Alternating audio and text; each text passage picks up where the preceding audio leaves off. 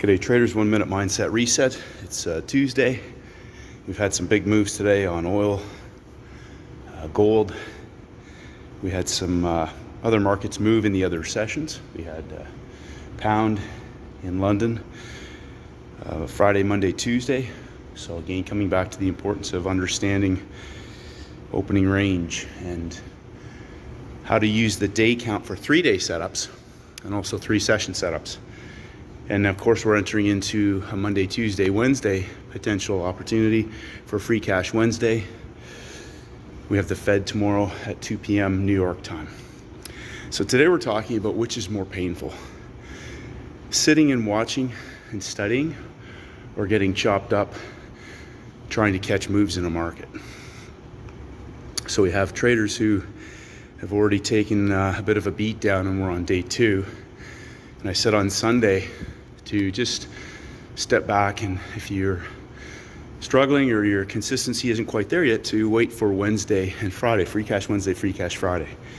I mentioned today that because Wednesday is the Fed, we can have some excellent opportunities in any session tomorrow.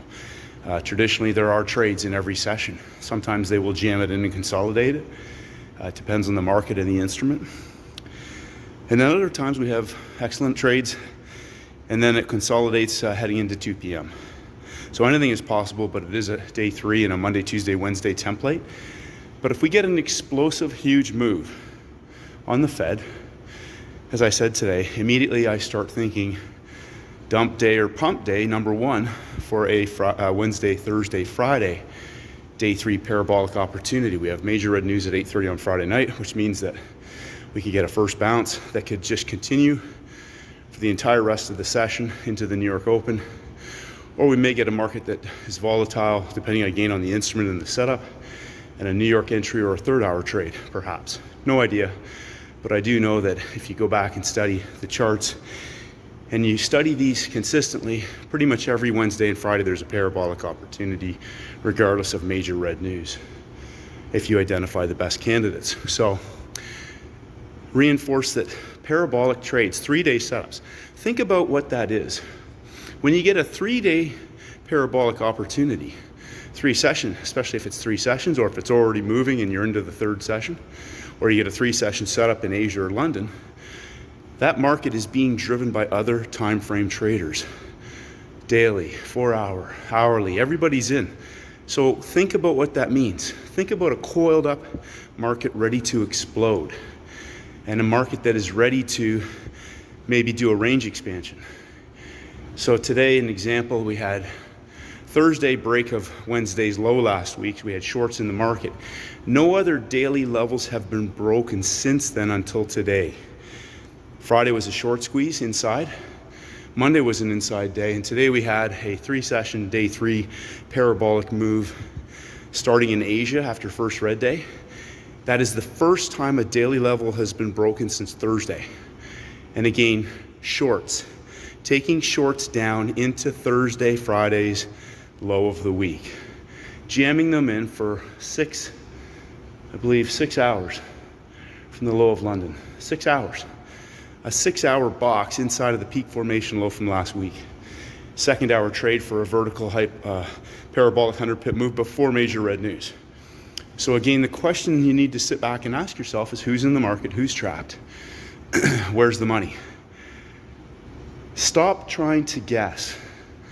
Honestly, I cannot reinforce the importance of stepping back. If you're getting your butt kicked, stop trading. Just watch and observe. The trades aren't going anywhere. They're going to be there tomorrow, the day after, the week after. They're going to keep coming. Stop trading. You're damaging not only your financial capital, but your psychological capital. So again, I say, is it more painful to watch and learn and just observe than it is to take a setup and get beat up? Which is more painful? No, I shouldn't even say a setup. A perceived setup. Somebody today said to me after the parabolic move in gold through the high of the day, I'm shorting it all the way back down to the low of the day. I'm like, well, that's a day 2. Short squeeze parabolic into the low of last week on day 2, which means that this could be a first green day and the day 1 in the new day count, day 1, day 2, day 3. failed breakout, trap volume underneath Monday's low. Why would you counter trend a parabolic move? Is that a best trade setup? Is that a coiled up market ready to explode? It's different than a blow off through the high of the week or through the low of the week, and then fading a reversal for a potential beginning of a day 1, day 2, day 3 blow off the other way. You have to think. Coiled up markets involve all the time frames, typically. Somebody said Friday, oh, I don't guess on 1 minute charts. That was a 3-day setup that set up that short squeeze. 3 days and 16 plus hours. The 1 minute it was the tightest opportunity to start getting into the market.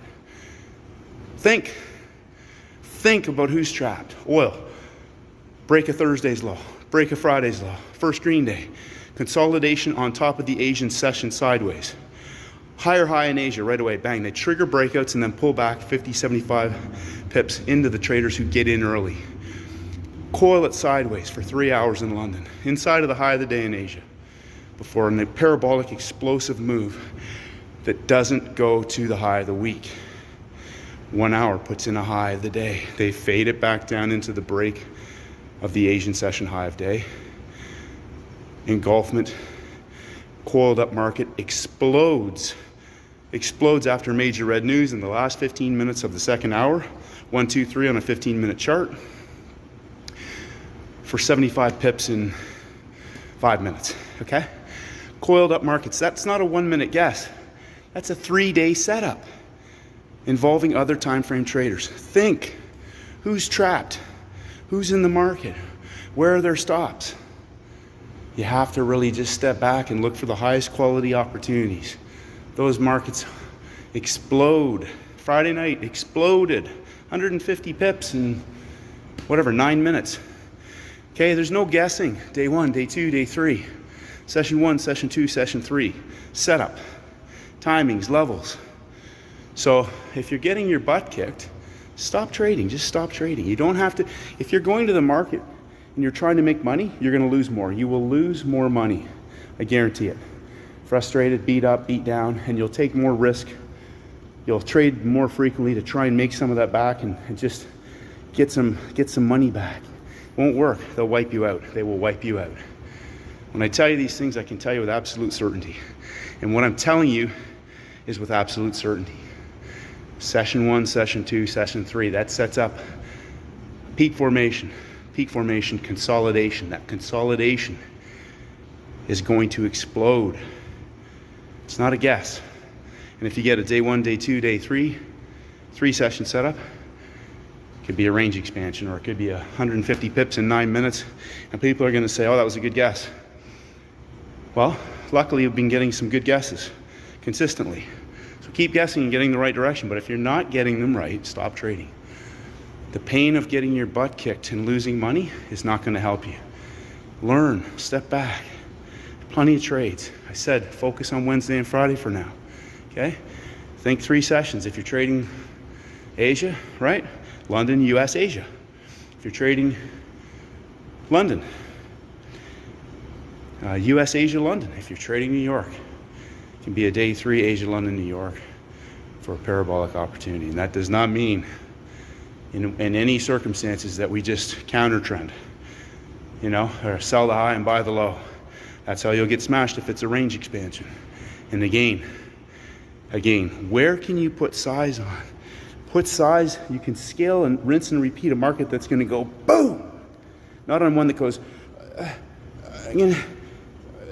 how much size can you put on that and hold on to? Don't listen to Furus and talking about this and that. And 3 days, 3 sessions, 3 levels, 3 hours, really simple. Keep it as simple as possible. And may the markets go with you. Have a great day, traders.